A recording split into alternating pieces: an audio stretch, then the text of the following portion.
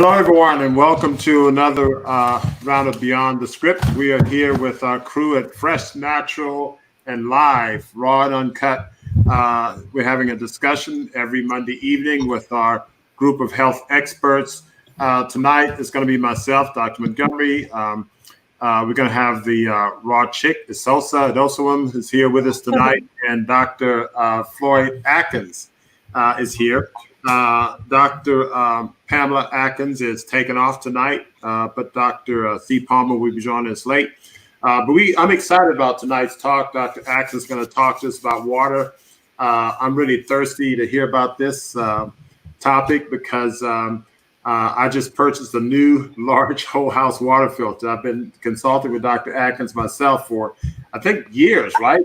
Floyd, we've been talking for years about water, and I've been working on this water system for several years, and I discovered that I had some issues with my water. And so I'm not going to belabor you with the details of my situation, but I think Dr. Atkins has a great presentation for us. And we did get a number of questions regarding water, and we will address those questions. But I'd like to turn the mic over to Dr. Floyd Atkins, and he's going to share a great presentation on water. It's entitled Water, Water, What Should I Drink? Take it away, Floyd. Well, good afternoon. Thank you for this opportunity. Water, wellness in general, I'm passionate about. Water, I'm extremely passionate about because I think it's a big, big part of our life. I call it the elephant in the room that we overlook. Water is a part of everything we do. Water is a part of our life. I'm going to share a few slides with you just to kind of highlight what I want to talk about. And because I get so many questions about water, the types of water to drink, what's important with water. But there are some things that's happening in the water supply, especially our drinking water today, that is so important that I need to share with people. It's something above and beyond of what people may not be aware of, because this is just really new information. And I think it was critical that we share that. This is a presentation I did some time ago, but let's just take a minute and run through a couple of slides here, and then we'll kind of have a discussion about that. So this is, as far as water composition, and I know a lot of audience may know this, but I want to share just to recap. And for people who may not be familiar with it, it's good to know that our bodies are composed of 65 to 70% water. And this chart to the right, the man kind of breaks down exactly, that our heart is basically 79% water, that our brain is 75% water, that our blood is 83% water. And just those three areas alone are vital areas in our body, and where water is integral in making us function properly. When it comes to our body replaces must replace at least 2.4 liters of water a day through drinking and through eating our food. And I think when it comes to eating our food, a lot of people don't consider that a large percent of our water intake happens even when you're not drinking properly. Now, when we don't drink water, and I've covered this, we call it dehydration. But in the lay world, when we talk about dehydration, people think that if you get to the point where you're dizzy or you're getting drowsy or fatigue, that's dehydration. But actually, dehydration can start long before that. A lot of researchers feel that at least 50% of all chronic diseases in America have an underlying link to dehydration. That dehydration is one of the first steps in chronic diseases. They think dehydration is really an integral part of the just a symptom that we see when it comes to a lot of the conditions that people have that they think they go to doctors for. So acute symptoms, I listed them really quick here. Dry mouth is one. So if a person has dry mouth, you don't really consider that dehydrated, but that's an early sign of dehydration. Darker colored urine, yellow to brown, a lack of urine. When you're not urinating, when you have gone 3 or 4 hours, you haven't urinated, that's a sign of dehydration. That's a more severe symptoms. Headaches that kind of worsen into migraines, another sign of dehydration. A lot of people contribute to other things, but we have to address those basic underlying causes, which is water consumption, cool skin, confusion and irritability, inability to concentrate. Definitely a good sign of dehydration. And then when it comes to chronic conditions, in the medical world, we see those when we see decreased kidney function, development of kidney stones. Hypertension is a big one. And I know Dr. Montgomery can attest to that, that it affects the way your cardiovascular system works when you're dehydrated. Urinary tract infections, dementia, intestinal fatigue, kidney failure, muscle damage from dehydration. And one of the most common one we see in America is constipation. Most people don't consider constipation dehydration, but when you're constipated and your bowels are not able to move, that is a sign. Water is a lubricant that helps all that happen. So constipation is always a sign, usually a sign of dehydration. Now let's talk about the headlines a little bit, because that's where the problems with the water system we see today. If you look at headlines, you read papers, it says the first headline is Beyond Flint. Excessive lead levels in almost 2,000 water systems across all 50 states. And so we look at Flint and we feel sorry for the people in Flint, and we think that something is going on there terrible. But we don't realize what the media is not telling us, and what we don't really realize ourselves is that it says 2,000 water systems. Every state of the United States has a problem with lead, excessive lead. And it really goes back to underlying causes, which is the piping systems in America. They're old and they're really worn out. One of the things we see is that if you have a lead pipe or water system in your home, whether it's lead or not, when you don't run water for 24 hours and water stagnates in the pipe, it is recommended by the EPA that you at least run the water 2 minutes before you drink, or use that water as a part of your cooking before you drinking. You can run the water, you put all of the stagnant water out of the pipes before you start drinking. So that's something that people really don't do. They can go on vacation for a week or 3 days and come back home and turn the tap on and start drinking. And you can have a problem because you're drinking much higher level of toxins than you would normally get. The next headline says over 260 chemicals in the drinking water in 42 states. So that means that when we drink a glass of tap water, we're getting 260 chemicals in the drinking water. 45 million in the U.S. have pharmaceuticals in their drinking water. And we'll cover some of those, but everything from high blood pressure medicine to Viagra is found in drinking waters in a lot of the major cities across America. And you know that just based on one of the old practices that we used to have, when you had old medicines or old expired prescriptions, people would flush them down the toilet. We were advised to do that, but that actually puts those pharmaceuticals into our water systems, and our water treatment plants in major cities do not filter those out there, none that filtered out that way. You have to have a special filtration system to get those pharmaceuticals out. Every major city east of the Mississippi River underreports the amount of heavy metals in their water. So the things like mercury, lead, aluminum, cadmium, those kind of things are unreported, because if they reported the levels that they may naturally have, it could shut down those whole water supply system, and it would break EPA guidelines, and therefore it couldn't provide water to the community. So it's a lot of underreporting.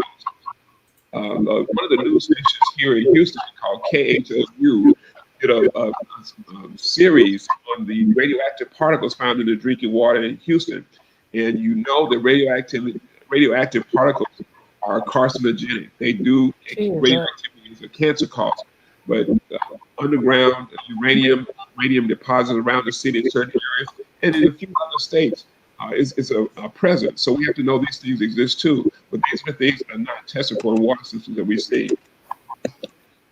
Now, this next slide, for me, kind of establishes the elephant in the room, but things that we really don't know and things that are going on that I want to share with our listening audience today. The EPA is addressing a problem called forever chemicals in the drinking water, and they are in the process of trying to regulate them. Now, this was an article that was released in the Miami News just back in February this year, February 24th, because they found that Miami, Florida has the highest rate of what we call forever chemicals in the water. Again, chemicals that we cannot get out of the water. They don't have the technology for it, and neither water systems or even EPA, scientists haven't figured out how to do this. So they've classified them this way because they don't know when they'll be able to get these out. The contaminants are called PFAS, which is polyfluoroalkyl substances, and that's short for chemicals like Teflon. It's like the Teflon coatings, the non-stick coatings that we find in our society today. Those coatings can break down They tend to accumulate the water supply. They go in and they don't come out. It says the EPA, the Environmental Protection Agency, to regulate whatever chemicals, in drinking water. As recent studies have renewed concerns about the health impact of these substances that are found in most drinking water sources across America. So the EPA is moving to regulate means they haven't done anything yet. That means we're drinking water right now. We're drinking these forever chemicals if you're drinking tap water or even some bottled waters. And I'm going to talk about that.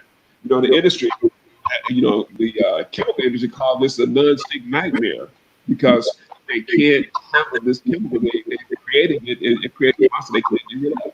So, I sometimes get upset with the industry for putting these things out here, but I realize it's my responsibility. The responsibility is on me because I have control of what I eat, what I put in my body. So I have to take responsibility. We're going to talk about some of the steps we can take to kind of counteract this. Food packaging, microwave popcorn bags, fast food wrappers, stain resistant carpet for rugs and carpets and furniture, the nonstick cookware, the Teflon. When the Center for Wellness and Healing, the practice with Dr. Pamela Atkins, we really recommend people not use. If you don't want to contribute to the problem, you have to really cut out all of the Teflon and the nonstick cookware, and all of the linings of certain cans, the popcorn linings. It was created to keep food from sticking to substances. It wasn't created as a health advantage. It was a health disadvantage. So any water repellent clothing, the firefighting foam, ski waxes, and other industrial applications used in the automobile industry is really where we see that. So this is a problem that I want to share with people that we really need to address to counteract it, and then know that we need to do something to protect ourselves because we can't depend on our agencies and the government for doing it. Because if you go to epa.gov/safe water, that's epa.gov/safe water, they have documents, they have studies talking about this problem and how they are not able to do anything about it. They're having forums all across America trying to see what people can contribute. They just put out about $18 million in funding to a number of sources to do research to find out how do we get the water out. They're having town halls for people who are being affected by it. But it's really quiet right now, but I want to bring it to the forefront and let people know what's going on. Floyd, real quick, check your speaker. I'm not sure. We're getting a little bit of audio. You may have, I think the recording from your slide is getting some feedback. I don't know if you can turn one of them down, microphone. Okay. That sounds better. Say something again. Hello, test. That sounds better. Why don't we go with that? Okay. Yeah, let's try that. Okay. Now, what about water? We're going to talk about the types of water. Water that's piped in your home is considered tap water, and that tap water is regulated by the Environmental Protection Agency, the EPA.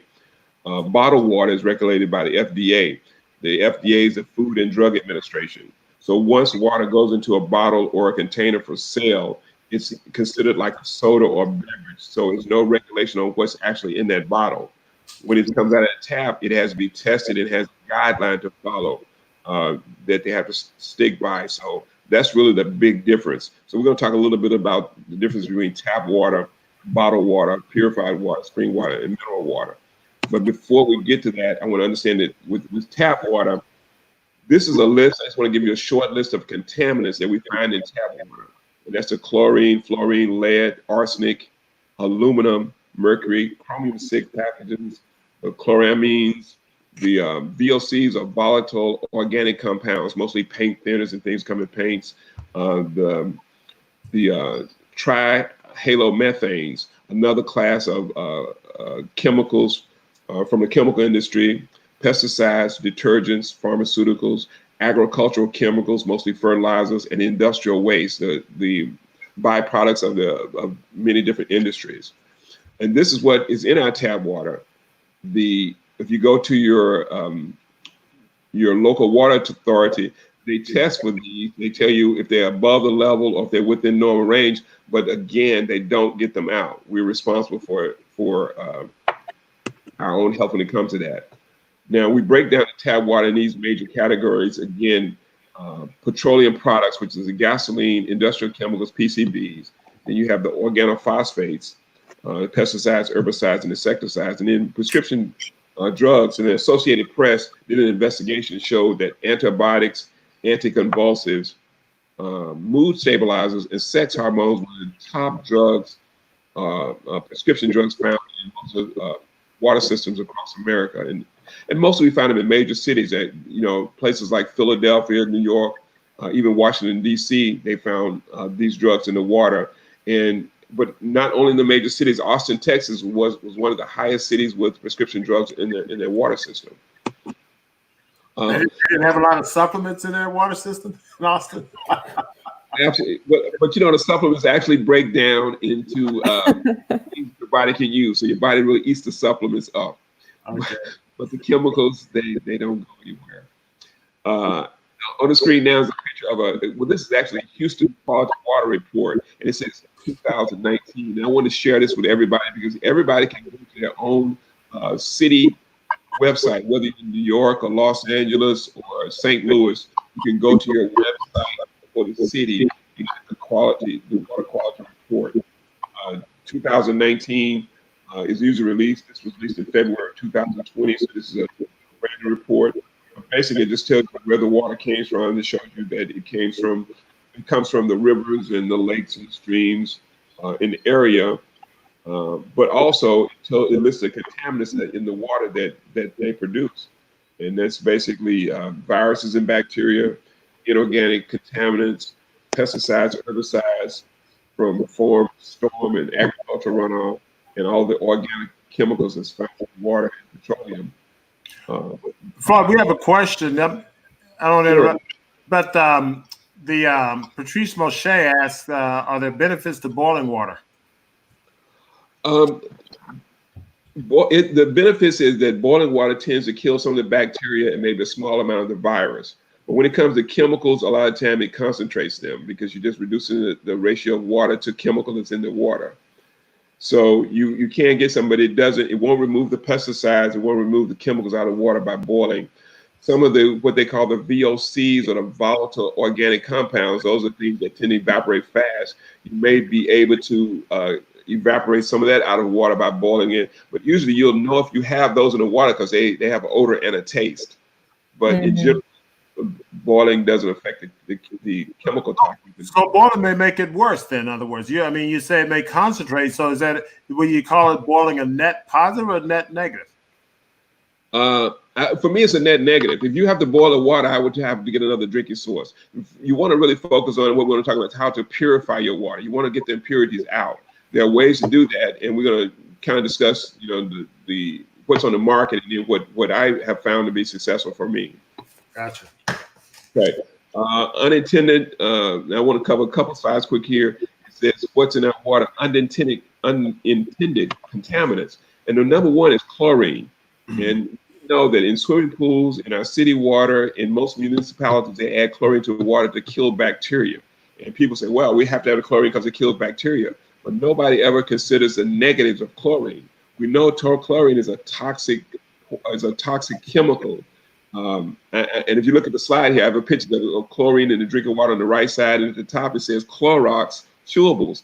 And when the president of the United States came out and said, well, maybe if we to get rid of COVID, if everybody could disinfect themselves by a little Lysol or a little Clorox, we could take it topical and do that. And everybody laughed and thought it was a big joke. They thought he thought it was a big joke. But actually, if you're drinking chlorinated water every day, it's the same chlorine or the same Clorox that we're taking in small amounts every day. We're still taking it disinfectant internally every day. And rather than having it has a negative effect little by little. So the least thing we can do when it comes to our drinking water is take the chlorine out. But we drink chlorine like it's okay, and it's really not okay. When it comes to it kills bacteria, but when it goes in their body, it doesn't differentiate between good bacteria and bad bacteria. So your probiotics, your good bacteria are under siege by the chlorine because you get a little bit every day. And so it falls under EPA guidelines, but those guidelines are not the same for everybody. It'll affect immunity when it does that. So people who have, again, compromised immune systems, people who have underlying cause of disease or going through a health challenge, kids, babies, seniors, elderly adults, they have to be even more diligent about the water they drink and taking these chemicals out of their body that weigh on their immune system and cause problems.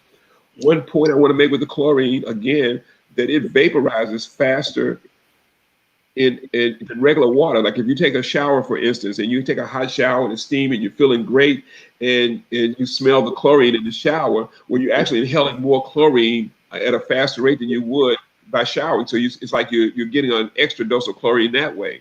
So one of the big recommendations I have is that we have to have at least a shower filter that removes chlorine from it, because that's the biggest detriment when it comes to our daily consumption of chlorine. EPS. You make me feel bad about my steam shower there, Floyd. Well, we have your chlorine now. We worked that out. So we're going to talk about that already. I know you're going to get into ways of getting these things out, but I'm seeing some questions pop up. So I'm going to throw a question from Zorro, asked about distillers. Sure. Now, I know that the distilled water and different other people have reverse osmosis. Can you just have a quick comment on what effect these things, filters, have on these chemicals you're talking about? Yeah, distilled water. Distilled water is a way you actually evaporate the water, you turn it into steam, and it condenses. It actually removes all the contaminants out of the water. So when you're drinking distilled water, it's basically a chemical-free source, because the other water has a certain boiling temperature and it boils and condenses, so you actually separate everything out. A reverse osmosis basically does the same thing. The only negative about those two, I call those dead water. They don't have a electrical potential. Water has a natural weak positive charge. It has a negative ion potential. So that's what our body likes. But distilled water doesn't have that charge, and reverse osmosis doesn't have that charge. The other big problem with distilled water is distilled water has no charge. It has no mineral content.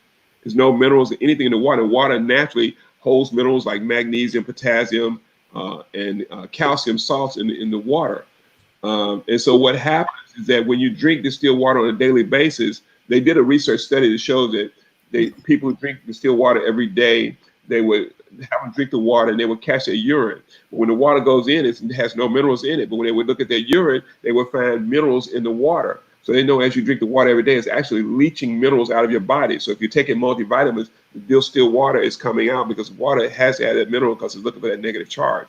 So I know people do detoxes with distilled water. You know, for short periods, it can be okay, but long-term use of distilled water, I really don't recommend for people because you're counteracting your health program. Is there a way to add charge to like reverse osmosis water? Like, is there a way to like add charge back to it? Well, you can add frequency charge, but you can't really put alkalizes and give that negative ion charges the minerals. Minerals are the key to creating the stability in water, like natural spring water that we get. The ocean has 84 minerals in it that gives it its pH and that it has. The spring water has natural pHs, but it's only because of the minerals. But once you take the minerals away, the water just has no charge, so it doesn't have the oomph it needs to make your body work. I'm just going to put a comment. Anita Thomas mentioned that everyone can drink distilled water due to minerals. I think she meant due to lack of minerals, and I think that's the point you're making.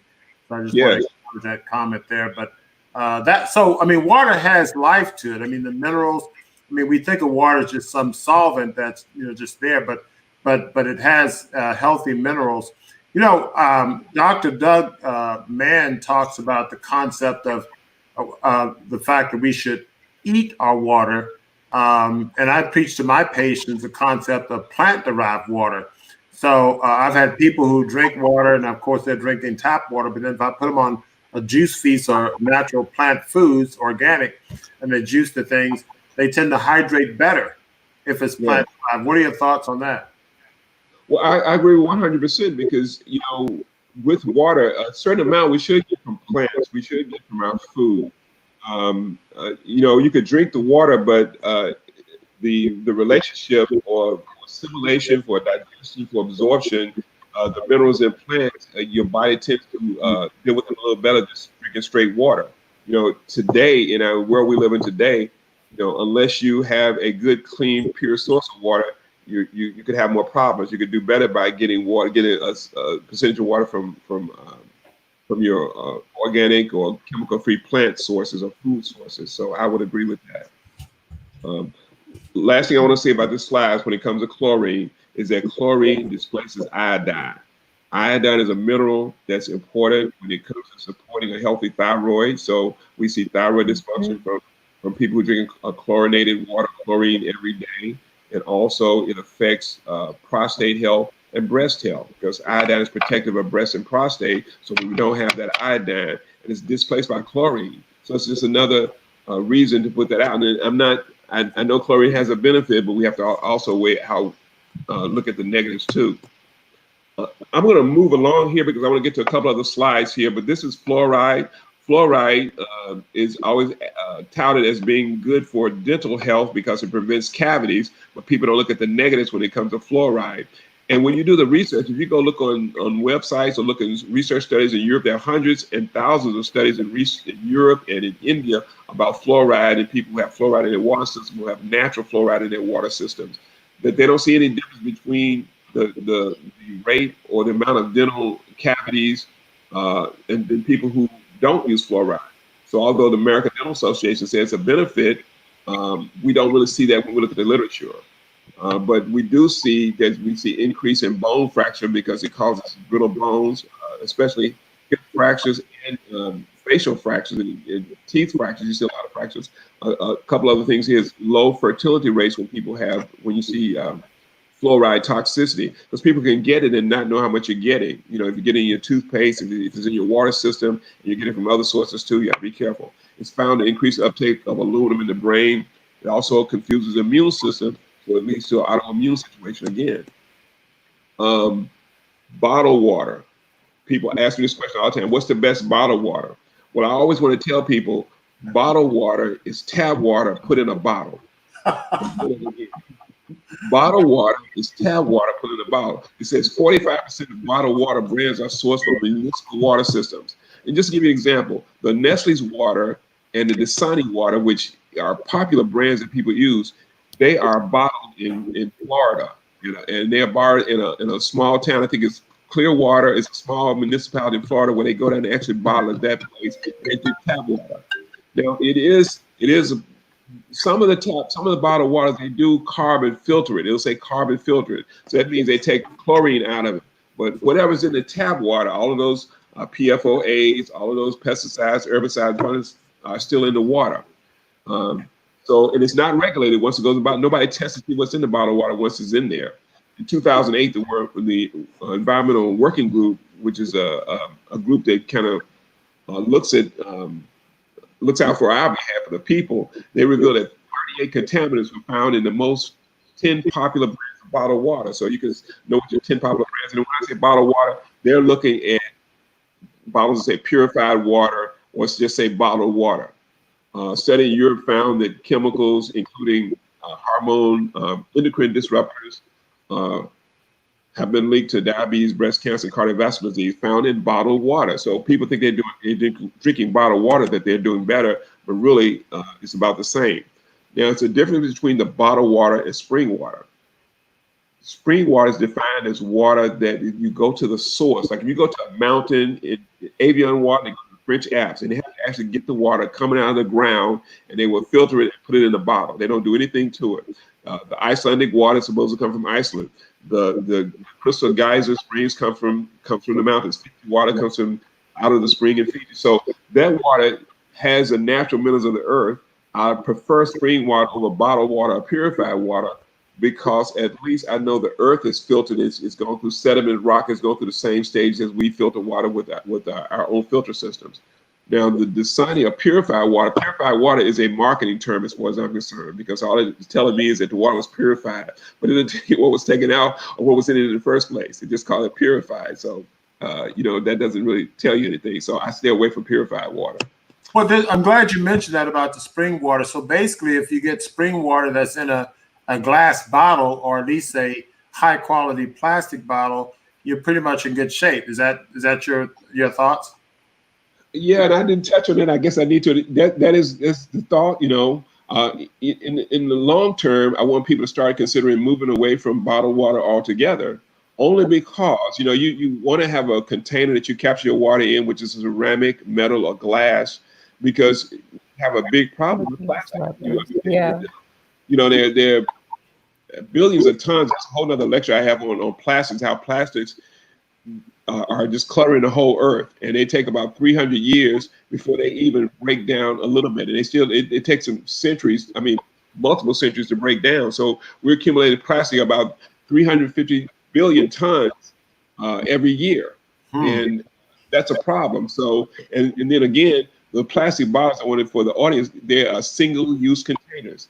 If you read the labels on them, you're supposed to use them one time, so they're not for refills. If you refill a plastic, it has to be one of the BPA-free type blue hard plastics. It can't be the soft phthalate plastic, because once you refill it the second time, the chemicals in the plastic called phthalates, which is a softener, make it unbreakable. When you drop it, it doesn't break. Those softeners tend to titrate it to the water. I always use the example. It says when you have a bottle of water and you have it in your car, you throw it in the back seat for a couple of days, and it gets hot in the car, and you're driving, you need some water, you reach back, get that bottle, you drink it, you say, oh, this tastes like plastic. And that's because it is plastic. You drink it plastic, you're drinking phthalates. Those phthalates are harmful disruptors. They cause a number of problems associated with cancers and things like that. And that's a whole nother lecture again. Dr. Floyd, and really quick, people, I think I'll try to remind people too, even though people say they don't do that themselves, they don't leave it in the back of the car, because people are aware of that part, but they have to realize that it's being transported to the store in a truck. And a lot of times it's not a refrigerated truck necessarily. So it's already been sitting in heat, possibly on its way to the store. Exactly. When I go to department stores like Kroger or go to Sam's Club or those stores, you see the water stacked up. Sometimes they have stacked on the outside or stacked in the warehouse in the back, and it's been there 3 months sitting in plastic. It's just scary. It's scary to know what's in the water, what people are getting. So when you're buying, you're already buying a contaminated, toxic product. But it's not regulated again, because they don't count the phthalates, because once it's bottled, and in the bottle is nobody's to regulate it. It's like buying a can of soda. So that we have to be responsible for. Water, you know, I know we had some questions earlier about alkaline water. I'm gonna cover a couple of things, and then maybe we can be specific on the questions. But ionizer, okay, let me mention one thing first. The most common filters that people use to clean water, we were talking about that, are like a Brita filter. Britas are the pitcher filters that have a charcoal filter in it. I think Brita has a coconut-based charcoal filter in it, but it really only filters about 3 or 4 different chemicals. The major thing it gets is chlorine. It doesn't get fluoride. It gets some metal, it gets some lead. It says it reduces lead, it reduces mercury, and it also reduces cadmium, and then some particulate matter. But other than that, you know, it's good for that, but you're leaving so many chemicals in the water. In most water systems, they're anywhere from 100 to 172 chemicals can be in the water at one time. These are things that are not taken out of the water. The alkalizers ionizers is a system that actually not only filters the water, but it also ionizes the water. And what's important about that is that what's important about any ionizer is the filter. Again, with any system you have, it's not the name of the system, what brand it is so much, it's what the filter does. If the filter doesn't get out the chemicals that's causing damage to our bodies, it's really no good, no matter how expensive it is or how cheap it is. If it's not getting the chemicals out, we have a problem. With ionized water, because ionized water actually breaks down, it's like electrolysis, has electrostatic plates that breaks the water molecules down, it separates them, pulls the chemicals out, and then puts the water molecules back together in a way that makes it actually more absorbable. So it's good for your brain, it's good for your heart, eyes. It's really the purest, cleanest form of water. And then it also alkalinizes the water, which increases the pH of the water with hydrogen ions. And I'll talk about that. This is kind of what a typical ionizer looks like. The most important thing is, like I said, the ORP, or the oxidation reduction potential, which means that when you have ionized water, it's like drinking antioxidants, it's like drinking a glass of grapeseed extract, or a glass of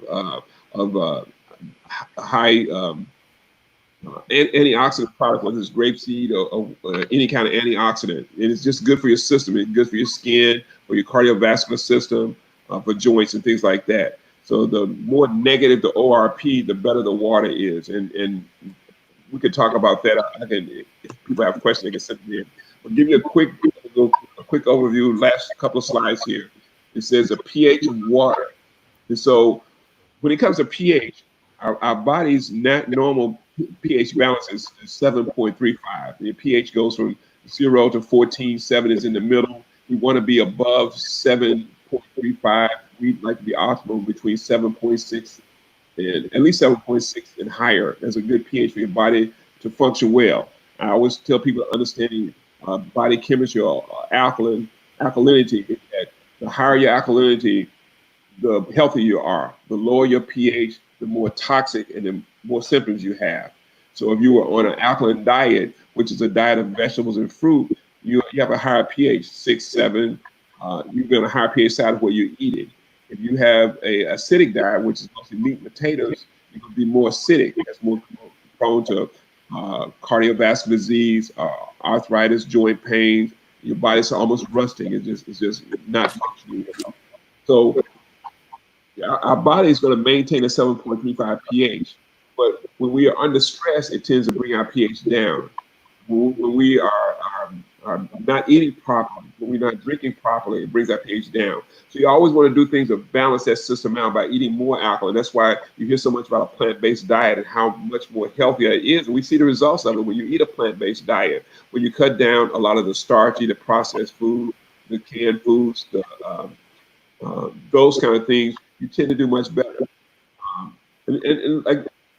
So when we look at pH value of water, we want to drink a high alkaline water because it tends to support a healthy immune system. So the acidity from us driving in our cars and being in stress, if we drink an acidic water, we just further making the problem worse. We want to drink alkaline water, what balances the pH out, which is going to help us overall. But purified water, so it's Desante made by Coke, Glacier fruit water, Perrier, all these are, and you see the big manufacturers, they don't really consider pH of water. They just make the water because they do it for sales.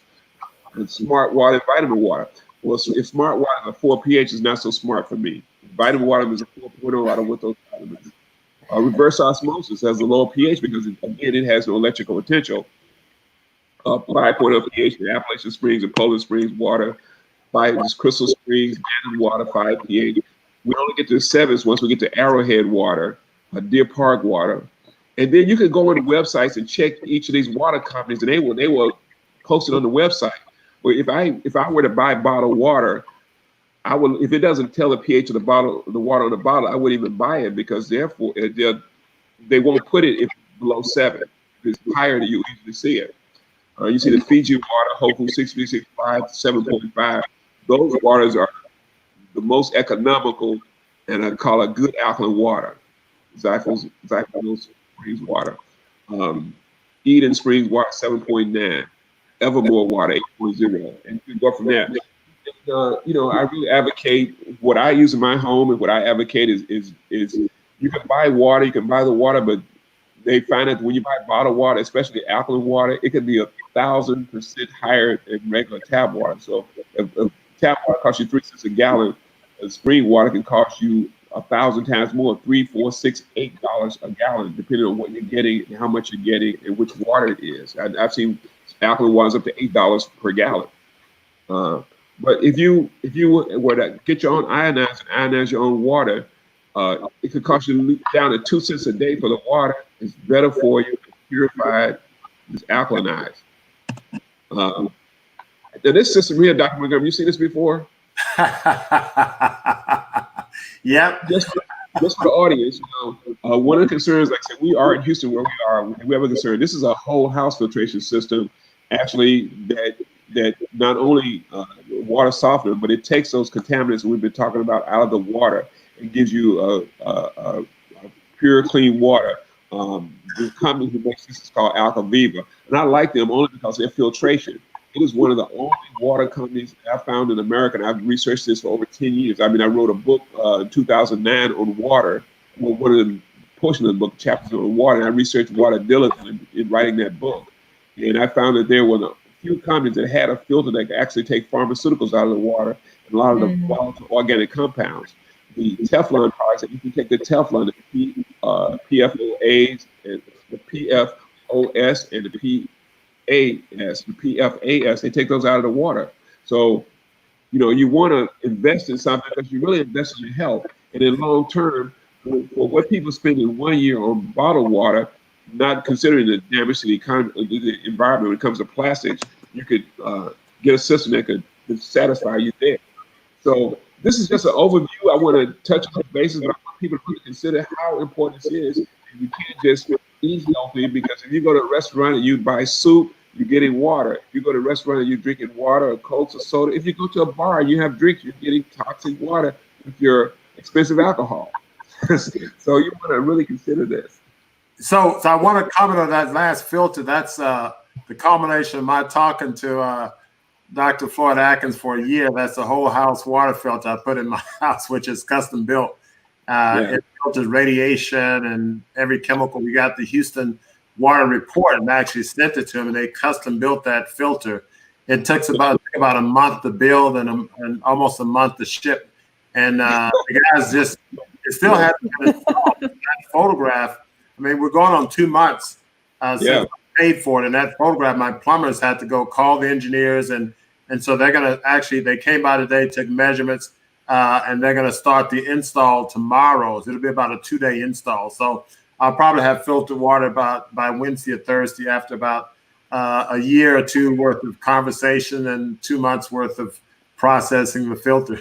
Are you inviting everybody over to your house? Huh? Are you inviting everybody over to your house? Well, yeah, we'll have the glass bottles. Or bring your own glass. That's right. Bring your own glass. We'll provide the water. But let me throw a few questions up. There's some comments here. H, I still prefer the idea of water being filtered by the earth before I drink it. What system can I use to run my bottled artesian water through? I do juice organic foods very often, though. So I guess she gets artesian water. And what is there a system? I mean, you're promoting filtering the water through one of these. Would you just flat out recommend people buy one of these water filters? I mean, just be straight to the audience. I mean, if she has access to the artesian well water, she would just basically need a charcoal filtering system just to get the particulate matter out, because charcoal particulate matter out, some inorganic chemicals in it, but you want some of the iodine, the fluoride and chloride is not there, and the mineral content is already gone. So she could filter that way if you had access to it that way. The number one artesian water that I used to use for a long time was the Mountain Valley Springs, because they go right to Arkansas, where the water comes out of the Colorado through the underground river. They collect it at the surface and they bottle it that way. And they just filter it one time and put it in a bottle. And it's great water, tastes great. So, but for people who don't have that access, or who, for convenience sake, need to get the healthiest water, they would have to get a filtering system, because you would have to deal with the Municipal Water Authority, unless you wanted to invest the money in spending thousands on bottled water. And again, I did that for many years. It's not, I'm one of the people I'm referring to, but I had to make that change because it's just a tremendous difference. Then I'm going to throw a few other questions. Then we're going to get to our pre-sorted questions. Alkaline water is sold in plastic containers.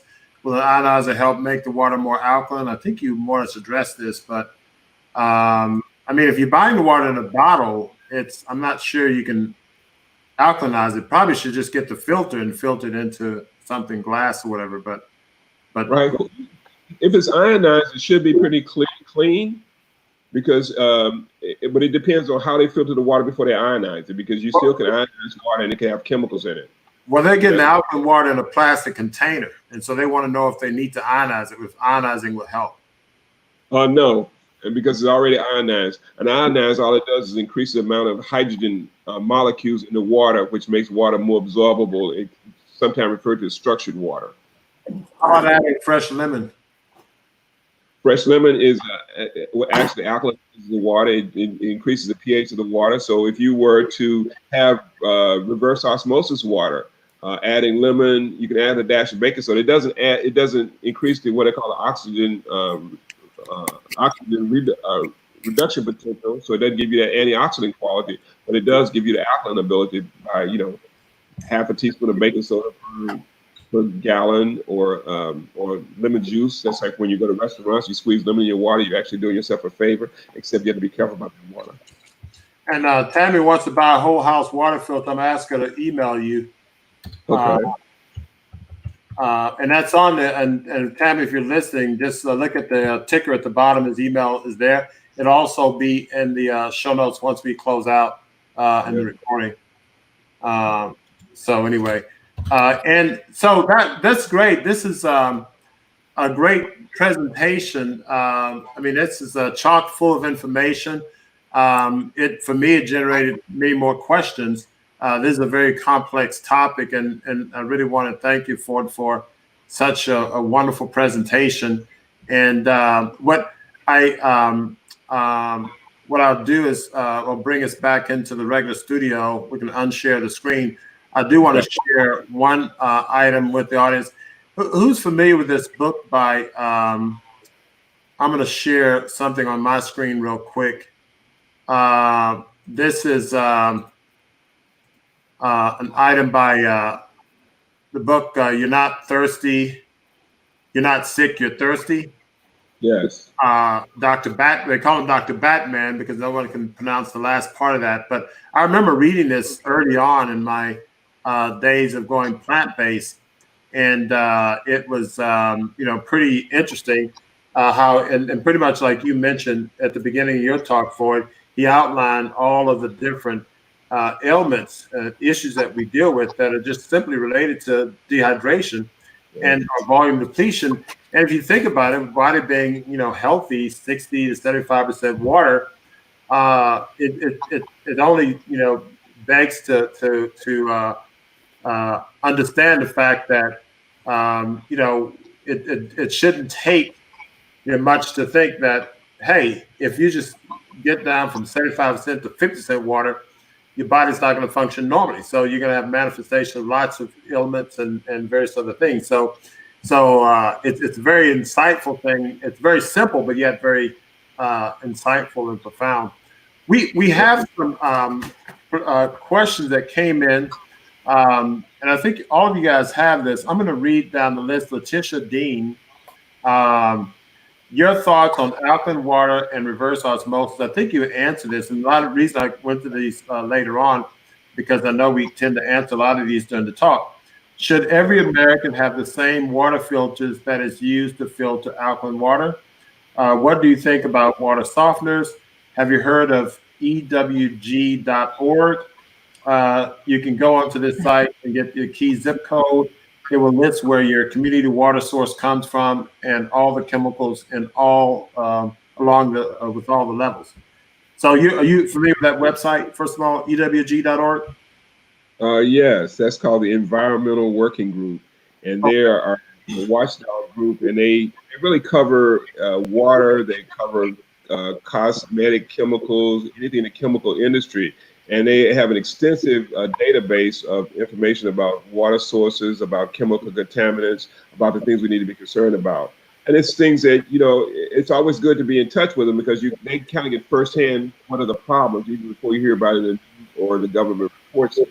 I think it's a good, everybody should have that on their computer tab as a bookmark that so you can keep up with that.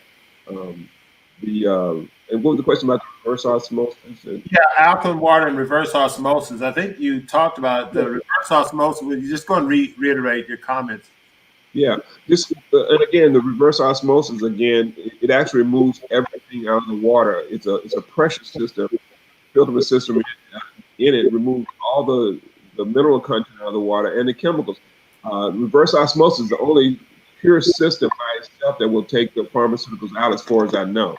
But again, you have to add, a lot of people use what we call alkaline drops, or they use mineral drops. They will trace mineral drops in their water to realkalize the water and to reconstitute the water to make it really healthy for you. Because otherwise, you're leaching minerals out of your own system every time you drink it. So you have to take double vitamins and double minerals to make up for the water's going to remove. And real quick, to mention water softeners, I think you mentioned that as well, but I may have missed out. But comment on water softeners.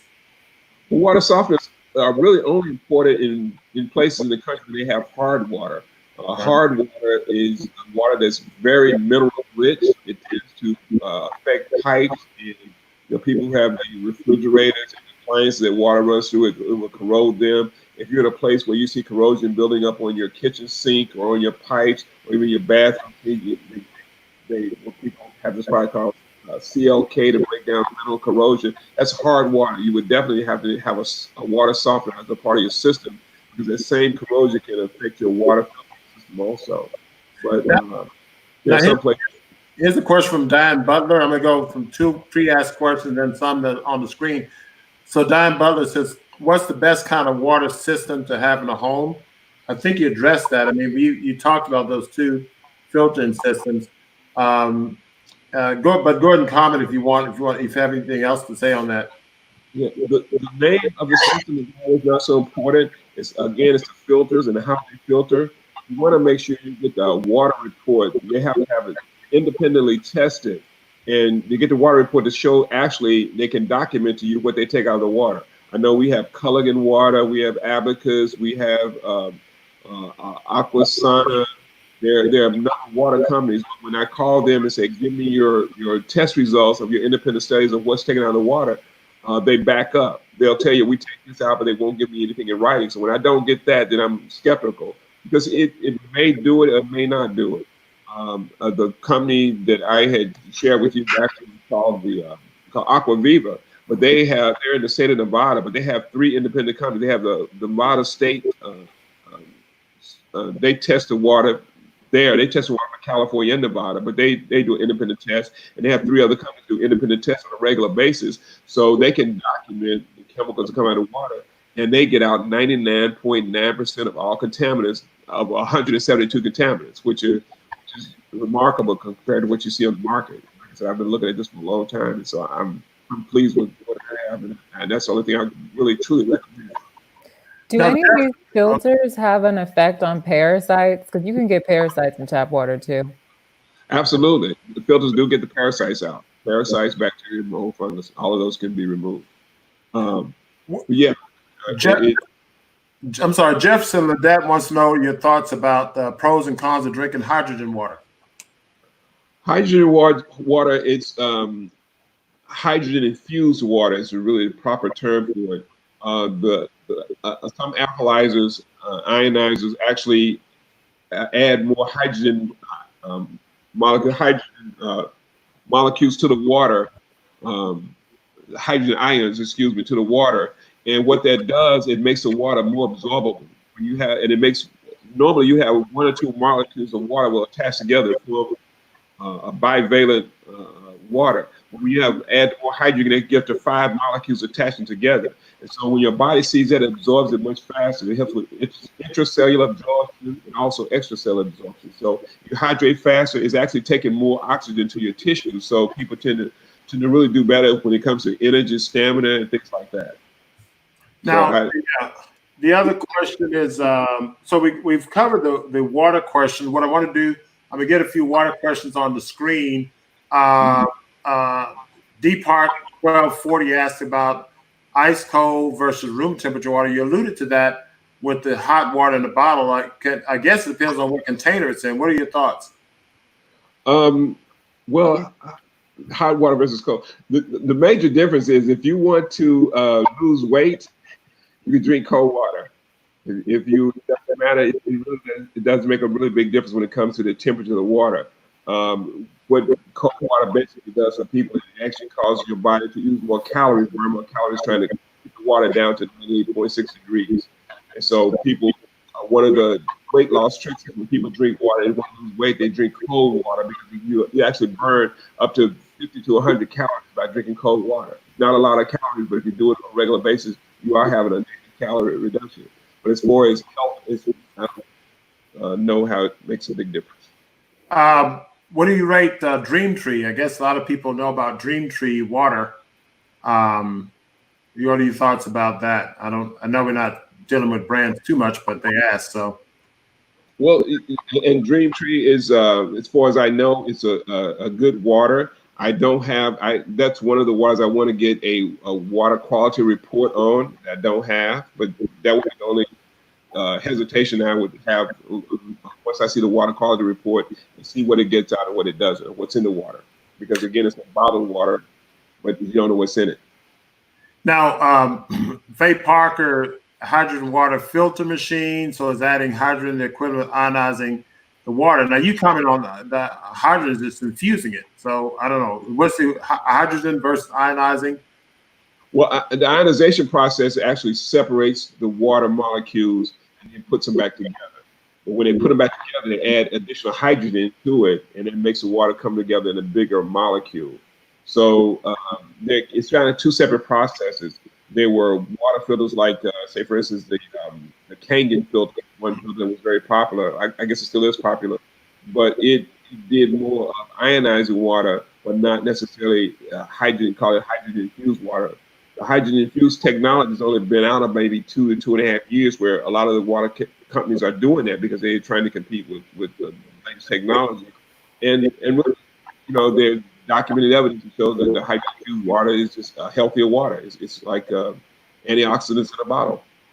And the last water question I'm going to throw up is regarding shower heads. I guess these filtering companies have shower heads as well, but I mean, what your shower head, you don't want to shower in alkaline water, right? Right.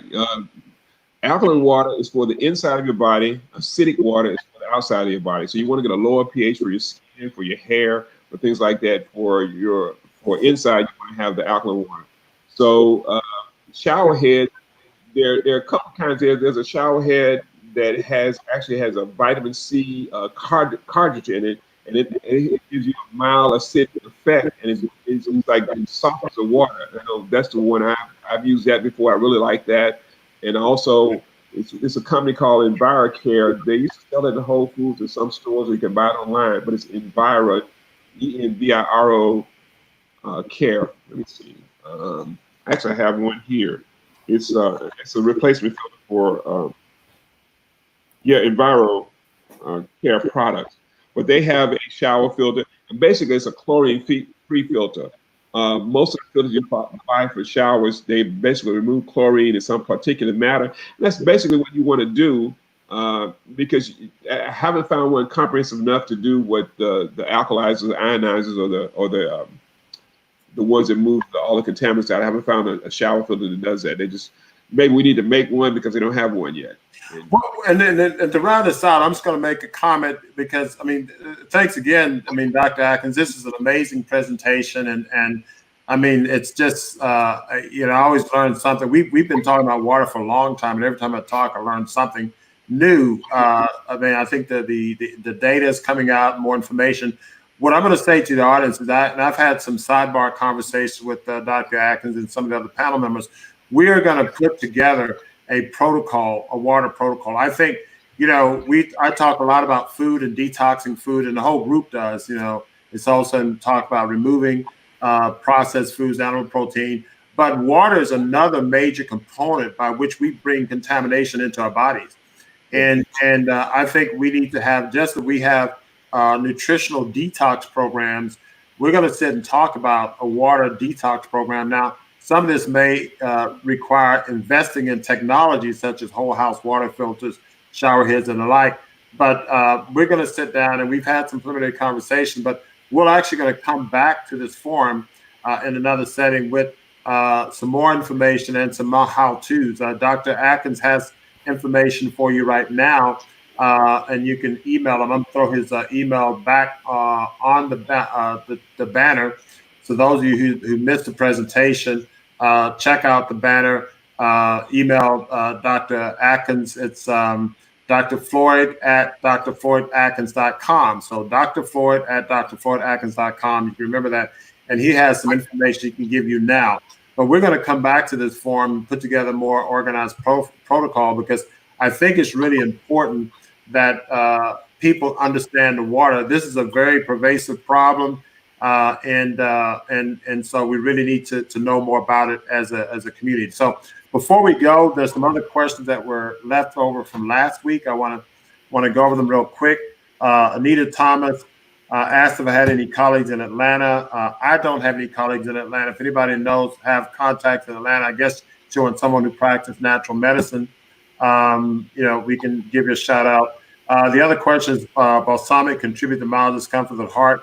Balsamic vinegar on greens. I know my colleague Essie, Dr. Esselson, recommends balsamic vinegar with greens to enhance the breakdown of the greens and the nitric oxide extrapolation. So he recommends that.